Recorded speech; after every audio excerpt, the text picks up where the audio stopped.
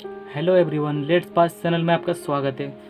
तो आज हम लोग चलते हैं पर्यावरण के कुछ टॉपिक्स में, और उसमें टॉपिक्स है भूकंप।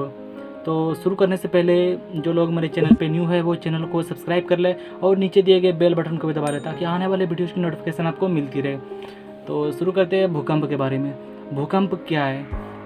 What is earthquake? भूकंप को इंग्लिश में अर्थक्वेक कहते हैं। पृथ्वी के सतह के कंपन को भूकंप कहते हैं। पृथ्वी के धरातल के नीचे जब कोई आकस्मिक हलचल होती है, जब कोई अचानक हलचल होती है तो उसे भूकंप कहते हैं। मतलब भूपटल पर कंपन पैदा होती है, यही भूकंप होता है। अब भूकंप आने के क्या क्या कारण हो सकते हैं, भूकंप क्यों आते हैं, तो इसके बारे में हम जानते हैं। प्लेटों की गति, पृथ्वी के नीचे जो प्लेटें हैं उसमें गति होती है, तो इन्हीं गति के कारण भूकंप आते हैं। और ज्वालामुखी उद्गार, इस वजह से भी भूकंप आते हैं। और एक है भूपटल भ्रंश, इस वजह से भी भूकंप आते हैं। और जलीय भार, पृथ्वी पर जब जल का भार अधिक हो जाता है तो उस वजह से भी भूकंप आते हैं। यही सब भूकंप के प्रमुख कारण हैं। तो इनमें से सबसे प्रमुख कारण है प्लेटों की गति, जिसे हम प्लेट विवर्तनिकी क्रिया कहते हैं। ये सबसे प्रमुख कारण है। अब हम जानते हैं भूकंप के उद्गम केंद्र किसको कहते हैं, मतलब फोकस। भूकंप का उद्गम केंद्र, जहाँ से भूकंप शुरू होता है, मतलब धरातल के नीचे वह स्थान जहाँ भूकंप मतलब कंपन की घटना संपन्न होती है, जहाँ से कंपन घटना स्टार्ट होती है, उसी को उद्गम केंद्र कहते हैं। और एक है अधिकेंद्र, जिसको हम इंग्लिश में बोलते हैं इपी सेंटर। इपी सेंटर पृथ्वी के मतलब भूकंप के उद्गम केंद्र के ठीक ऊपर, यानी पृथ्वी के धरातल पर स्थित जो पॉइंट है, वो बिंदु है, उसी को अधिकेंद्र कहते हैं।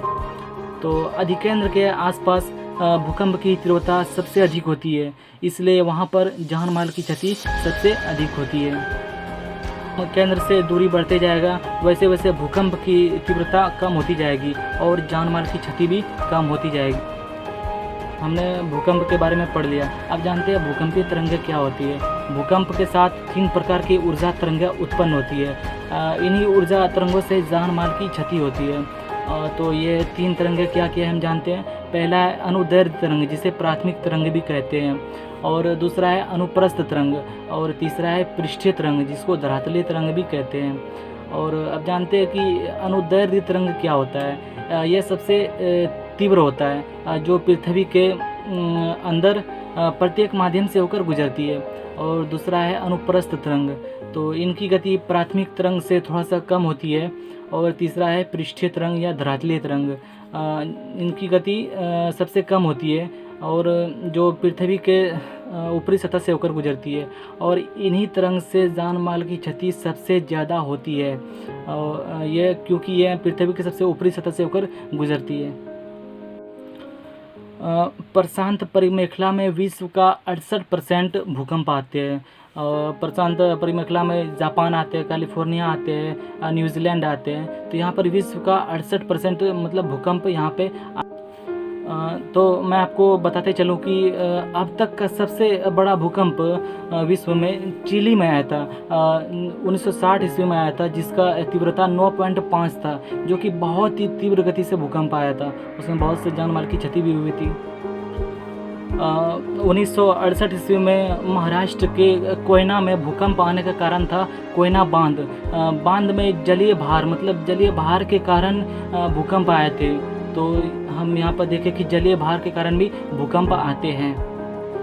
और 1993 में महाराष्ट्र के लातूर में जो भूकंप आया था, तो उसका वजह यह था कि मतलब इंडियन प्लेट का खिसकना। तो इंडियन प्लेट के खिसकने से वो महाराष्ट्र में के लातूर में भूकंप आया था।